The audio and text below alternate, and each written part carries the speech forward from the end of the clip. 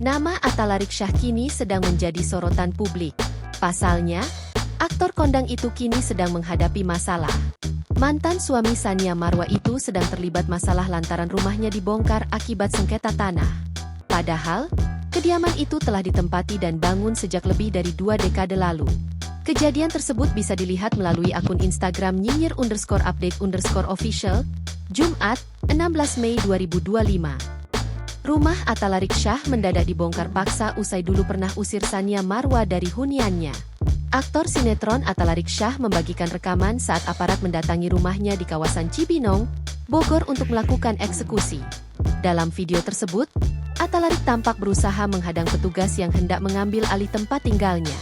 Publik langsung menyinggung soal karma usai rumah Atta Larik-Syah dibongkar paksa dan dulu pernah usir Tsania Marwa dari huniannya.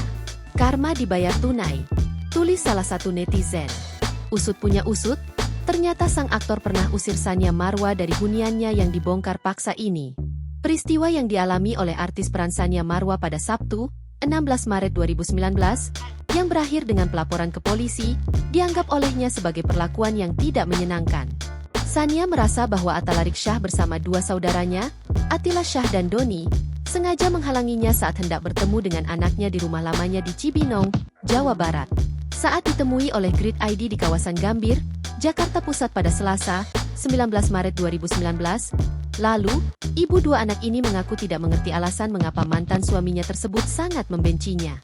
Download Tribun X sekarang, menghadirkan lokal menjadi Indonesia.